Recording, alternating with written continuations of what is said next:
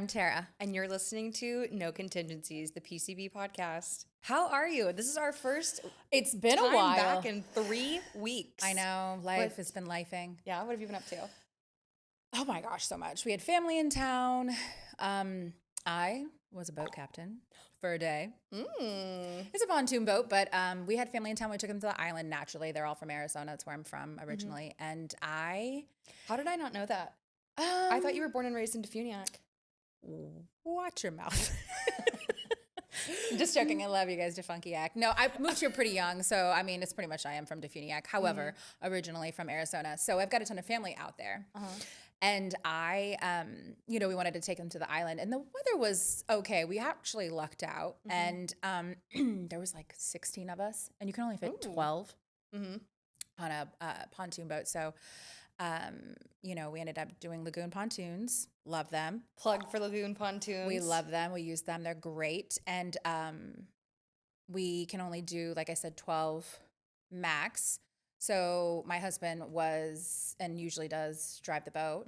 And then we needed someone else. And nobody in this landlocked state of Arizona knew how to operate a boat, nor do we trust them. It is tough to navigate, though. If anybody's familiar with Panama City Beach, it's kind of tough to navigate from lagoon pontoons. I would say is much easier than adventures at sea. Just the navigating around the oyster beds, and staying in the channel. But like, if you've never been here before, like that's a tough. Yeah, you know, it's pretty straightforward. You were qualified.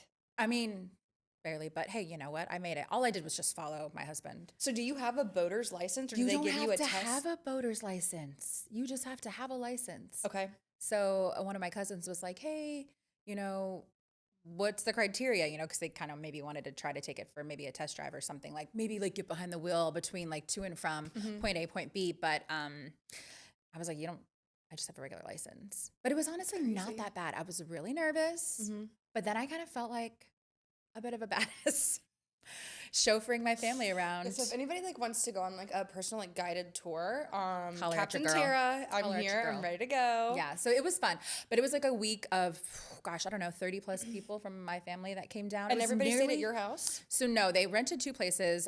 One they rented over off of by Rosemary off of 30A.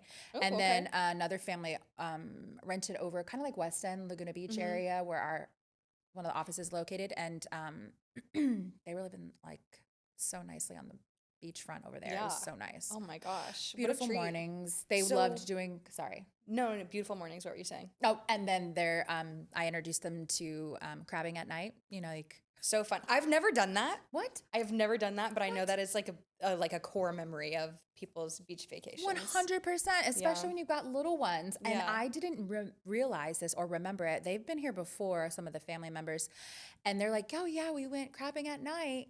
Remember how when they stayed over at Okaloosa Island, and I was like, "Guys, get your phones out, let's go." Because they're like, "What are all the lights out there?" And I was like, "Oh, we're about to go find some crabs."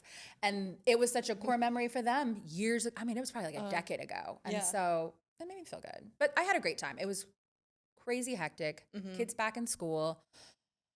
Just feeling that was your big summer, end of the summer bang. It was. I'm a boat captain.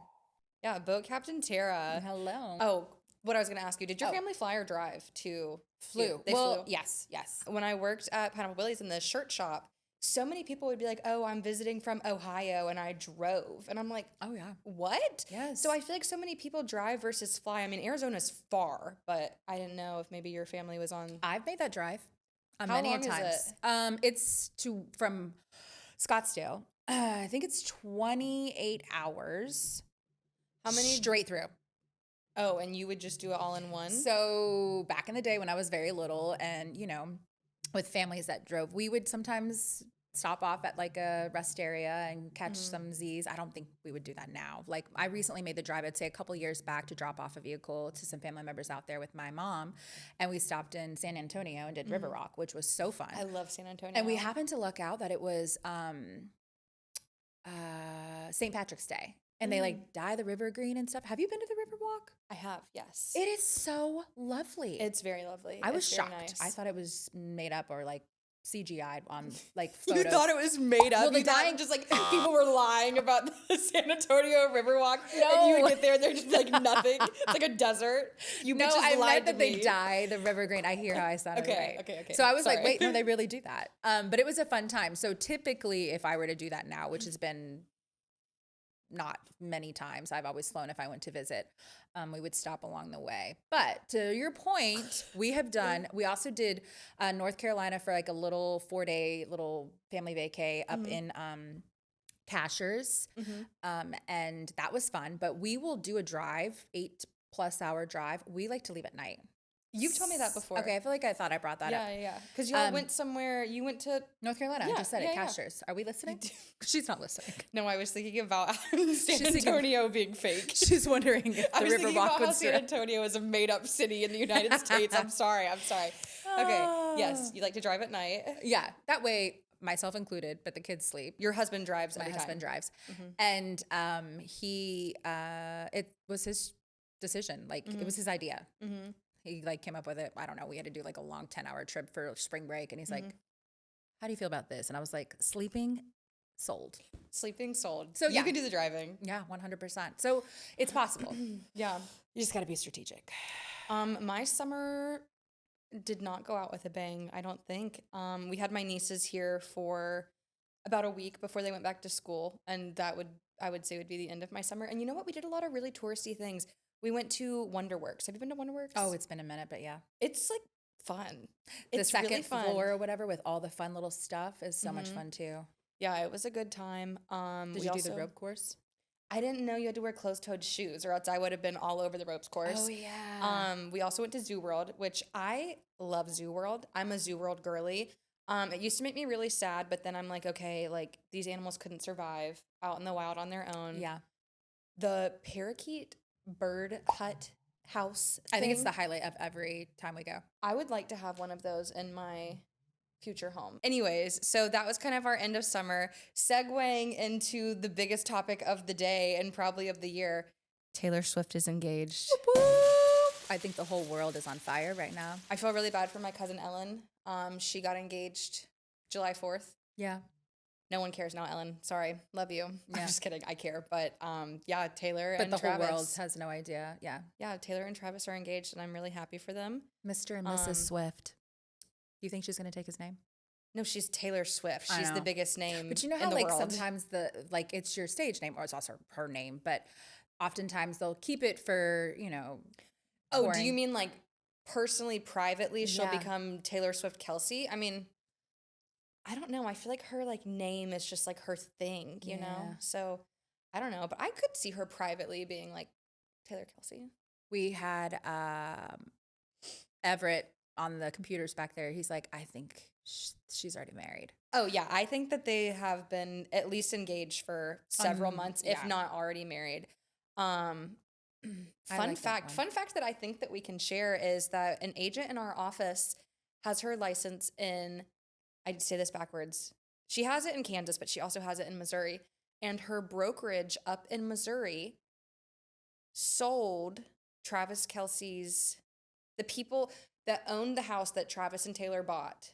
He did that transaction. And so that broker like was there, like meeting Taylor and Travis. Oh my Isn't that crazy? That is so cool. And so to me, like what's so cool about that is like, you know how they say you're only like 5 touches away from a person? I'm like, I'm 4 touches away from Taylor Swift, kind of. Like I think that's awesome. I know Joan. Degrees, but I guess it depends on. It's what? Degrees, I think, is what the term you're looking for. Oh, right? Instead of touches? I think. Isn't there like a thing with Kevin Bacon? Like everyone's like 3 degrees of separation of knowing Kevin Bacon or something? Google it. Really? Google it, guys. Don't let us be your Google. Anyways, so like I know Joan. Joan knows that broker knows Taylor and Travis. And I'm just like, yeah, so basically like I was there when they bought the house. Yeah. So like they were so easy to work with. That's actually kind of cool inside intel. It's really cool. She seems so touchable. You know what I mean? Like you're not really dealing directly with her. Oh, like, I mean, yeah. You're dealing with like her people. 7 assistants or whatever. I don't know. From every single person, including Joan, who like told me what her broker told her, like she's so like down to earth and like cool and doesn't act like a big celebrity at all. And I feel like she's gotten a lot of that like feedback on her podcast that she did with Travis was people were like, I didn't expect her to be like a real person. Yeah. Anyways, talking about real estate, congratulations on an accepted offer on Sun Lane. Yeah. Thank you. I'm really happy for you. Thank you. Yes, we are pretty much clear to close. We're just waiting. When is your closing date? It's for the 12th, of September. But I think we'll close early because it's just a 1031. We happen to luck out. The buyers are actually agents too, so it's been real smooth sailing. Agents here? Mm-hmm. Oh, who is it? Well, I don't think you know them. Oh, okay. But anywho, so it was a pretty smooth transaction. So. Inspection? How'd the inspection come back? They were like, oh, some things kept popped up. There's like a challenger panel is like something that is an issue if you are getting if you're taking a mortgage out on a house or a lender to buy, because there's like some decades where no shame to the builders out there. They did some shoddy corner cutting and some things are out of date, and a challenger panel is one of them. In case you ever have a listing that has it, just know that if it's not a cash buyer, you can't get it insured. I think mainly you could definitely get it covered by lenders. So she was like, oh, we'll just use I learned something new today. They're going to renovate. So she said they're going to use a contractor's something policy.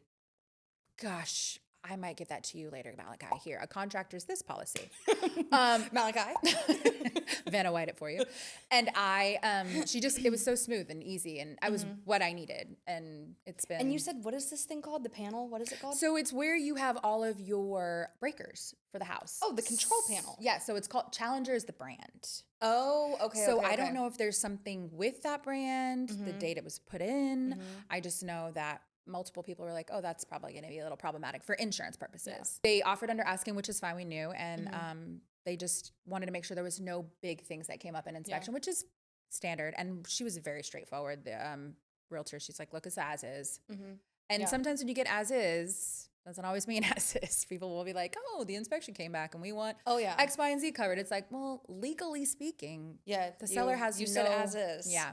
But suffice to say, everything's negotiable. Yeah, and I feel like a lot of sellers like take pride in like, I'll repair that for you. Like this is my home, and like some sellers are like, I don't care. But then there are some that are like, I don't want to give you a HVAC that's going to go out in 2 years. Like, let me give you like a credit at closing. Or I mean, they're not going to always like offer that so nicely, but there are some that are like, yeah, I think that's also where like negotiation comes into play. And that's why it's important to get a realtor, because there's no emotions involved. And then two people who know what they're talking about or have done, a few deals under their belt, understand the dynamics and rapport between the two of you. And you're like, all right, let's see what we can work with here. Yeah.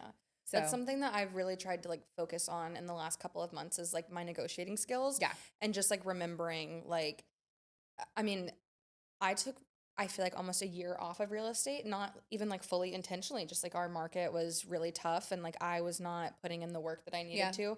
And so I've really in the last 6 months just like put my nose down and gotten consistent with work. And so I'm like, okay, what are my things that I can be doing to like be a better agent? And I'm like, I can work on my negotiating skills. Yeah. And I can work on like, hey, like that's not going to work for my people. What's the nicest way I can say that and still get my way? Yeah. And it's a great like skill to learn. I probably sound like an idiot saying that, but it's such a great skill to learn. I don't think so at all. Also, we all want the same thing when it comes to a transaction.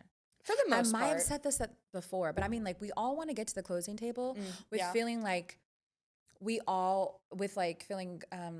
the way to say this where I'm not going to say it? It sounds terrible. We all want to get to the closing table to where everyone feels like they got a good deal. No one was taken advantage of. That's probably the best way to put it.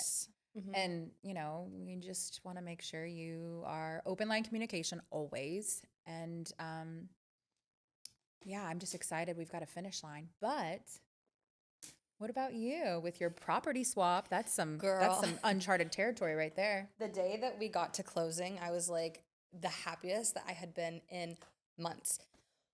For some background, I had a house that I flipped and it just hit the market at a bad time. And we've been doing this like success summit today. And it's like, what is it? The market is not the problem. You are. And I'm like, oh, he came for me. Like, my gosh. I was overpriced. All of us. It was overpriced. And we sat on the market for a little bit and I was very discouraged. And then like the most perfect buyers came along, fell into our laps, and like have just become family friends. Yeah. Like I love these people. he had a piece of property that he needed to sell. And his original offer was, can we swap properties and have some cash to make up the difference? And we didn't think that that would fulfill our needs for at the time that the offer was presented.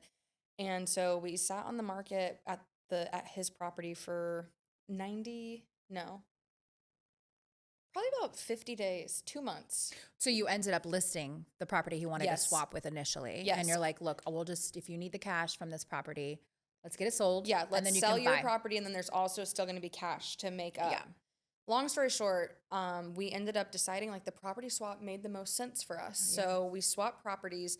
It was so like mentally draining because it's like, name one person you know who's done a property swap. I think that's what the running joke was, is we couldn't think of anyone in our office who's done this for years. Not to say there's not people out there who have done it or haven't done it. I just think that I was like, please give me all the details when you're done doing it. Yeah. So like, it was like, I didn't have anybody. It's like every time I have a question, I can go to our broker, and every single time without fail, there is an answer and there is a simply explained answer. Right. And not that he wasn't able to answer these questions. It's just like, he's like, let me think about that for a second because he hasn't done it before. Thankfully, our closing agent at the attorney's office, she had done a property swap before, so she was somewhat familiar. But we were under contract for the house that I flipped went under contract in April, and we just closed 15 days ago, 2 weeks ago. It was that long? It was that long. Okay. Just because you had to iron out all the details. Do you feel like, well, congratulations on that. I know that was a huge undertaking and so overwhelming. Yeah, but I feel really happy, and like I feel like I've done something that not a lot of people will probably do in their career. No, I think it's a useful tool. Now that it's all behind me, I'm like, what was I freaking out about? Like, it was the unknown. You know, the unknown, and feeling out of control and feeling like I didn't know what I was doing. But like in the end, I was like, this all makes sense. Yeah. So I'm curious, if that were to come up again, do you feel like you have, I mean, obviously with anything, once you do it once, you feel like you're a little bit more knowledgeable in it. Do you feel like you would have a good kind of like outline or roadmap to get you from? That's a great question. Beginning to end? think that I could navigate it. Yeah. A little bit. Yeah. I do not think that this property swap I just did could have happened if not everybody was as kind and patient and just like working towards a common goal. Yeah. I don't think it would have happened without you. Oh, thank you. Honestly. That's really sweet. Because we are in the time of where people are looking for other alternative ways to get housing, and obviously with the interest rates being high, I feel like a lot of like people wanting to do like seller financing and stuff, and not anyone's just going to do that. Like you have to have a real rapport with your sellers, which you were super grateful to have with your sellers. Yeah. So to do a property swap is why you probably couldn't find very many people who've done it. Yeah.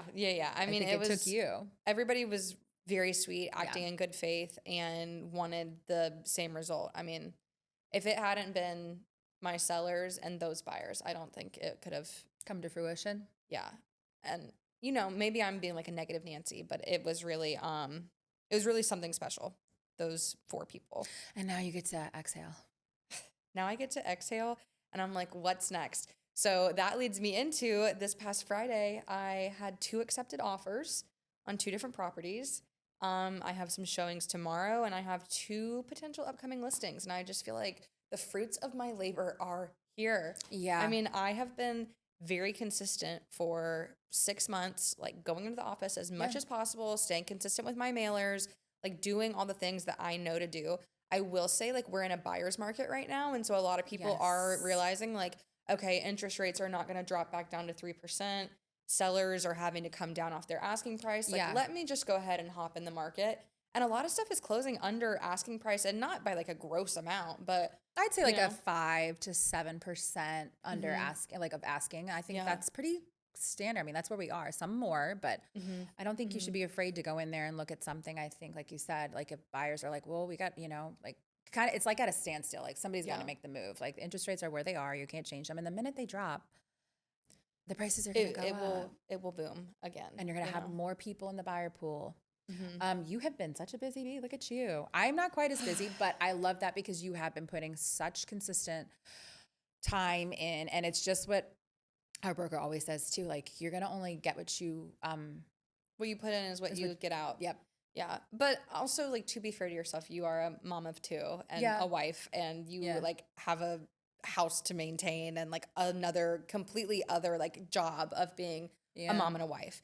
But that would be my ego. So. I'm a single adult. True. And I have like all the time in the world. It's like, why are you not in the office? Like, what else are you doing? I'm like sitting at home, working from home, but I'm not. No, because I'm not. No. So like getting into the office has made me be like, okay, like there's no dogs here to like need my attention. There's no like dog hair on the floor that I'm like, oh, let me vacuum that real quick. Yeah. There's no dishes in the sink that I'm like, I should run the dishwasher. Like I can just like focus on work. So also I feel like it feels good to like when you go to the office, I feel like you're just like the morale is higher. Yeah. Like yesterday we were in the office, there were so many other people in there, and I was like, this is what I wish our office was like all the time. Yeah. You know, post-COVID, but the only way to get it there is for people to come in. Yeah. And it's not all the time, but when it does happen, I'm like, aren't we all when it does happen, it's so fun. And just as we're talking about the office, just to give a little shout out, hey, Jilly Beans, thanks for encouraging us to have the do the podcast. To have the what? To have the courage, I guess. Thanks for encouraging us to have the courage to do this podcast.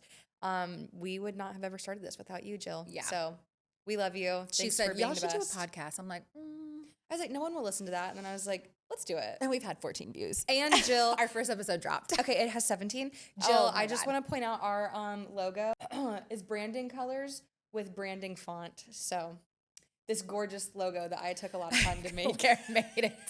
I made this in Canva in about 20 seconds for our Instagram profile. Oh, thank you to all of you listeners and viewers. Oh my gosh. Thank you to everybody that encouraged us. And who's helped us with this. It's been so much fun. And you know, it's like a good little hobby, and it's a good little hobby and a good way to like put ourselves out there, and you know, it gives us something to do that makes us feel important. I feel important. Me too. And I like that. It's like a little ego fulfillment. So speaking of ego, we are in that Tom Ferry Success Summit. It's a 3-day event that we're doing right now. So we've been in a summit. Yeah, so we've been in the summit, and it's been really fun. And I have to say, like, I'm not gonna lie, I've kind of have enjoyed this like conference room vibe of like the entire brokerage, and we're there from like 8 to 5. Like I feel like that's such good. I like it too. We're all hanging out. You know. I mean, that being said, like when it got to be about lunchtime, I was like, okay, like I need to like move around. Yeah, I think, you know, which like they have no control over that because we're live streaming it in. But I thought that the summit was just like so fun, and I love it because I feel so like invigorated. I'm like, he's so right. I should cold call these people, even though I'm like, no, but I feel like Tom Ferry. Yeah. If you've not heard him speak, this is obviously live and it's webcam, like you said. We're getting it live linked, and he is just straightforward. Like there's no fluff. He's letting you know like it is, like you are the only person who's in your way, and I think that's your pretty own life ego lesson is anyway. in your way. Yeah, so you just like you're not too good to do anything, and don't be too scared to do anything because you're gonna try and you're gonna suck because you don't know, and then you're gonna eventually get better. There's actually 4 things, and I can't remember it, but I did take notes. So we did take notes while we were whispering to each other the entire time. Okay, so let's segue. We have 10 minutes left. Have you been watching anything good lately? Have I? Tell me what you've been watching, because I can't wait to tell you what I've been watching. Why don't you tell me first, because I'm nervous to tell you what I've been watching. Well, yours will be better than mine then. Okay. Obviously, This Summer I Turned Pretty. Oh, Final episode comes out on Wednesday. Do you watch that? No, but I have a friend who has been watching it with her husband. Loves it. Swears by it. It's so good. It's so good. She and I have messaged about it a couple times. Okay. The other thing that I have been watching is Southern Charm. Have you ever watched Southern Charm? Have I? I've seen every single season. So funny. It is so funny. But I'm at like a tumultuous part right now. But like, I think they're in every season. Some of the people on the show are like, I'm like, why would you do that? Why would you say that? But then like, Shep is, I mean, bless his heart. Peter Pan syndrome. I think you'll probably hear drop in Southern Charm. They say it oftentimes. The men around there have Peter Pan syndrome. Yes. No, I mean, he has Peter Pan syndrome, but he also has like one brain cell syndrome. I mean, he is just like living solely on the vibes. Everywhere he goes, he's just like. I'm curious, what season are you in? Are you in the first? Oh, okay, yeah. So, spoiler alert, Taylor and Austin, Shep's girlfriend. Oh, yeah.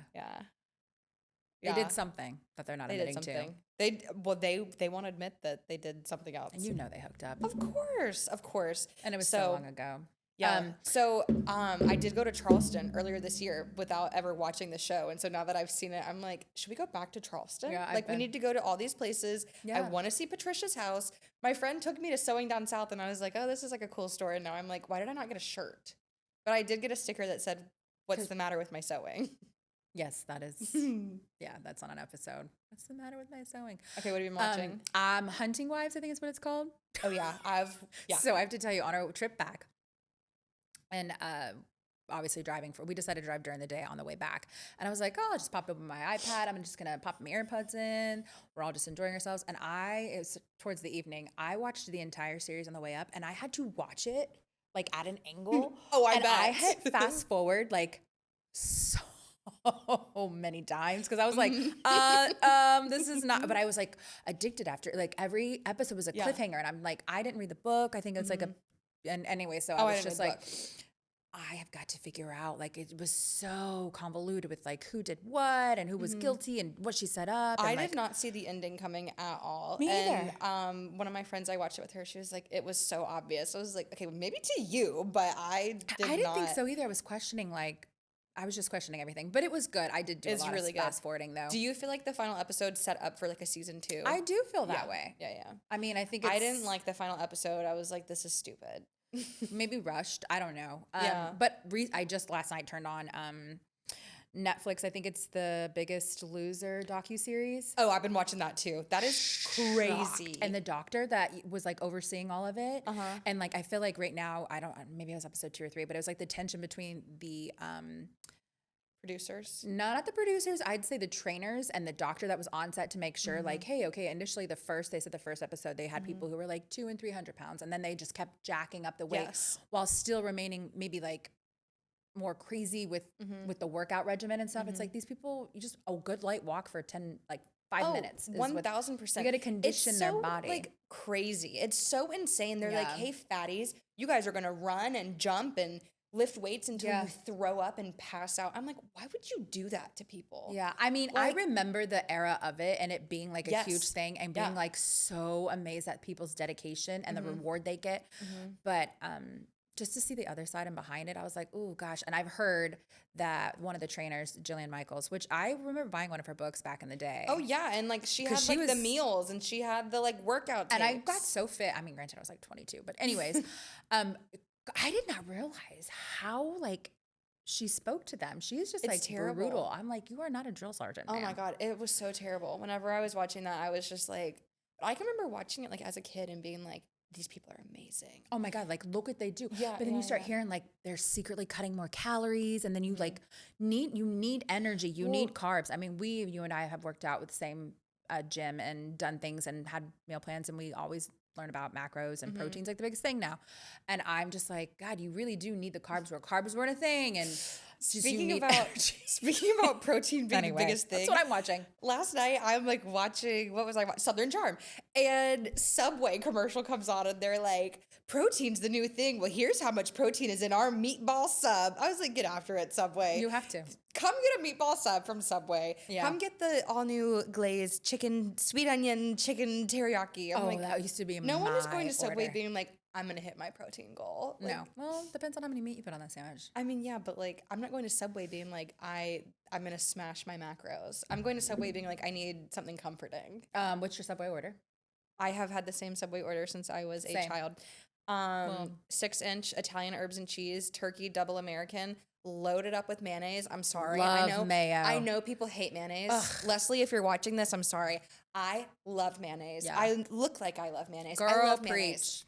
Jalapenos. Well, okay, it's actually not the same because I used to just do like meat, cheese, mayo. Now I would do like a little bit of lettuce, jalapenos.